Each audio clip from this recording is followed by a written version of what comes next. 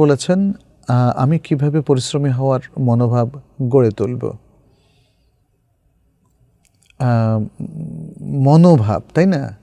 কিভাবে পরিশ্রমী হওয়ার মনোভাব, মনকে আপনি সেভাবে তারবিয়াত দেবেন। পরিশ্রমী হওয়ার জন্য তো পরিশ্রম করতে হবে, এটা হলো শারীরিক পরিশ্রম।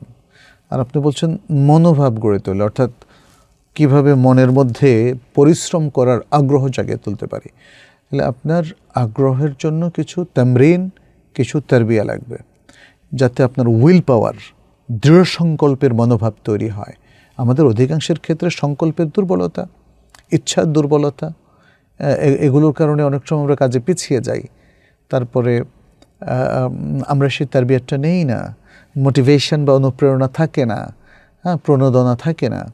রাসূল সাল্লাল্লাহু আলাইহি সাল্লামের হাদিসগুলো যদি পড়ি আমরা, কোরআনের অনেক ইমপ্রেসিভ আয়াত যদি পড়ি, তাহলে আমাদের মধ্যে আগ্রহ তৈরি হয়। জান্নাতের আয়াতগুলো, হাদিসগুলো যদি আমরা পড়ি, জান্নাত পাওয়ার আগ্রহ তৈরি হয়। জান্নাত তো এমনি পাওয়া যাবে না, পরিশ্রম করতে হবে, তাই না?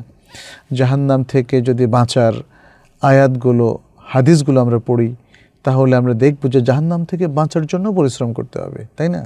বিপদ থেকে বাঁচার জন্য, বলা মুসিবত থেকে বাঁচার জন্য মানুষকে পরিশ্রম করতে হয়। ঠিক যেমনি কোনো কিছু অর্জন করার জন্য মানুষকে পরিশ্রম করতে হয়। আচ্ছা, সৈকত বলেছে